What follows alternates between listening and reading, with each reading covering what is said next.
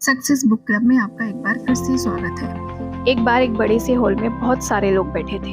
वहाँ पर दुनिया का एक बहुत ही बड़ा स्पीकर आने वाला था और सब लोग उनकी बातें सुनने के लिए वहाँ पर आए थे। लगभग 10 मिनट के बाद वह स्पीकर स्टेज पर आ जाता है और बोलता है कि अगर आपने मेरी बात ठीक से सुन ली और समझ ली तो आपकी ज़िंदगी पूरी तरह से बदल जाएगी। उसके बाद वह अपनी जेब से एक बिल्कुल नया चमकता हुआ 500 रुपये का नोट निकालता है और उसको ऊपर करके सबसे पूछता है कि आप में से ये नोट किसको चाहिए। ये सुनते ही सब लोग अपने अपने हाथ ऊपर कर देते हैं। वह स्पीकर बोलता है कि ये नोट मैं आप में से किसी एक को दूंगा, लेकिन इसके लिए आपको थोड़ा वेट करना होगा।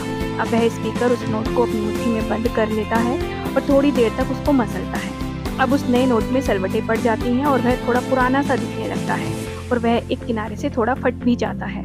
इसके बाद वह फिर उस नोट को ऊपर करके पूछता है कि अब ये 500 का नोट किसको चाहिए। इस बार फिर सभी लोग अपने अपने हाथ ऊपर कर देते हैं। तब स्पीकर ने उस नोट को जमीन पर गिरा दिया और उस नोट पर 3 से 4 बार पैर रख दिया। इससे नोट और भी पुराना हो गया, उस पर थोड़ी मिट्टी भी लग गई थी। फिर उन्होंने उस नोट को ऊपर किया और पूछा, अब बताओ, अब इस नोट को आप में से कौन लेना चाहता है। और इस बार फिर सबके सबने अपने हाथ ऊपर कर दिए। स्पीकर अब नोट को फिर से नीचे जमीन पर गिरा देता है और उसके ऊपर कूद कूद कर उसको दोनों पैरों से रगड़ देता है और उसके ऊपर थोड़ा चाय भी गिरा देता है। अब नोट इतना गंदा हो जाता है कि उसको पहचानना भी मुश्किल होता है। कोई भी उस नोट को देखता तो यही बोलता कि अब ये सिर्फ एक गंदा कागज़ का टुकड़ा है, अब यह बेकार है, इस दुनिया में इसकी कोई वैल्यू नहीं है। स्पीकर ने एक बार फिर उस नोट को उठाया और ऊपर करके सबसे पूछा, अब इस नोट को कौन लेना चाहता है। और इस बार फिर सबके सब ने अपने हाथ ऊपर कर दिए। कितना भी गंदा, पुराना, मिट्टी में सना हुआ, चाय का दाग लगा हुआ हो, लेकिन अभी भी वह 500 रुपये का नोट ही था।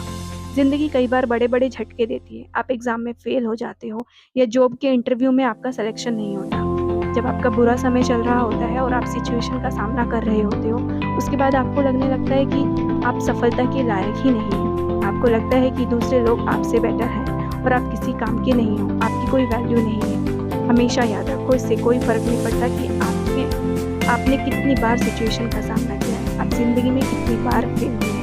आपकी वैल्यू हमेशा वही रहेगी जो पहले थी। आपके पास कुछ खास है जो दूसरों के पास नहीं है और ये कोई आपसे छीन नहीं सकता। अब तक सक्सेस नहीं मिलने से आपकी वैल्यू कम नहीं हुई है। आप अभी भी अपने बारे में कितना भी लो फील कर रहे हो, उससे कोई फ़र्क नहीं पड़ता। जो लोग आपको अच्छे से समझते हैं वो आपकी वैल्यू को उतना ही मानेंगे जितना पहले मानते थे। तो अपनी वैल्यू को समझो और कुछ बड़ा करके दिखाओ। Thank you so much.